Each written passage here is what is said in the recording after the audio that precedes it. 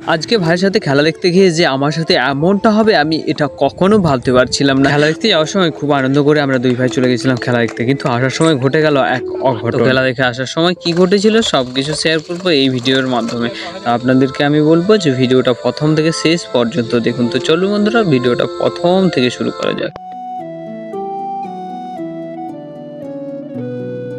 হঠাৎ করে দাদা ভাইয়ের মধ্যে সিদ্ধান্ত হলো পাশের গ্রামে ফুটবল খেলা হচ্ছে, তো আর পাশের গ্রামে ফুটবল খেলা হচ্ছে আমরা যাবো না, সেটা কখনো হয় না। তাই দাদা ভাই দুজনে মিলে বাইক নিয়ে চললাম আমরা ফুটবল খেলা দেখতে যাওয়ার জন্য।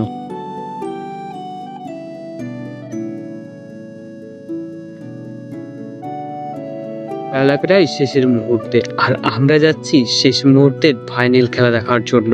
আর আমরা পৌঁছেই দেখি খেলার মাঠে ঢোকার পূর্বেই যে রাস্তা রয়েছে, রাস্তার দু সাইডে সাইকেল, মোটর সাইকেল, চার চাকা, ভ্যান সব পার্কিং করা আছে। আর আমরা মাঠে পৌঁছে দেখি যে সেমিফাইনাল খেলা চলছে, এরপরেই কিন্তু ফাইনাল খেলা শুরু হবে। তারপর আমরা তাড়াতাড়ি করে মাঠের একটা সাইডে গিয়ে বসে পড়লাম। আর এদিকে দেখলাম একটা সাইডে একটা দল নেমে পড়েছে, আর তারই প্রতিদ্বন্দ্বিতা করতে আরেকটি দল নেমে পড়ছে মাঠের মধ্যে।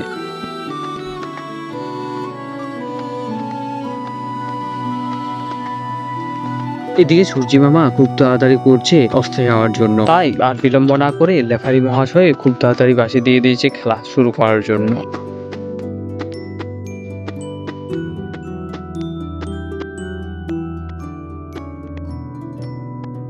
এদিকে সেমিফাইনাল খেলা শেষ, আর হাতে বেশি সময় ছিল না, তাই ভাবছিলাম যে ফুটবল খেলা আর হয়তো হবে না, এবারে টাইব্রেকার হয়ে ফাইনাল খেলা শেষ হয়ে যাবে। তো তারপর দেখলাম যে দুটো টিমই মাঠের মধ্যে খুব তাড়াতাড়ি প্রবেশ করে গেছে, তাই আমরা রিটার্ন করলাম আবার খেলার মাঠে। এদিকে আমাদের খেলার মাঠে আসাটাই হয়ে গেল বেকার। এদিকে রেফারি মহাশয় বাঁশি দিয়ে দিয়েছেন, শুরু করে দিয়েছেন ট্রাইব্রেকার। তারপর ট্রাইব্রেকার দেখার পরে আমরা চলে গেলাম জিলিপির দোকানে। আর জিলিপির দোকানে এসে দেখি যে ফুটবল খেলার মাঠে যত না ভিড় ছিল তার থেকে দ্বিগুণ ভিড় হয়ে গেছে। যদি একটা কাস্টমার ছাড়তে 5 মিনিট করে সময় লাগায়, তো 4টা কাস্টমার ছাড়তে নিশ্চয়ই 20 মিনিট সময় লাগবে। এইরকম প্রায় 10 জন 20 জন ওয়েট করছে আমাদের থেকেও আগে, তাই জিলাপি না নিয়েই আমরা চলে আসলাম বাড়ি। আর এদিকে বাড়ি আসার পথেই আমাদের মাঝপথে ঘটে গেল এক অঘটন, আর এটা আমরা কখনো ভাবতেও পারছিলাম না যে এটা আমাদের সাথে হয়ে যাবে। আমাদের বাইকের যে চেনটা ছিল সেই চেনটা ছিঁড়ে গিয়ে চাকার মাঝখানে ঢুকে যাচ্ছে, আর এরপর আমাদের সাথে যা হলো সেটা কল্পনারও বাইরে। আমরা ভাবছিলাম যে হয়তোবা চেন খুলে গেছে, আমরা বাইকটাকে ঠেলে ঠেলে নিয়ে চলে যাবো বাড়িতে, বাট সেটা হচ্ছিল না। হঠাৎ খ্যাট খ্যাট আওয়াজ করছে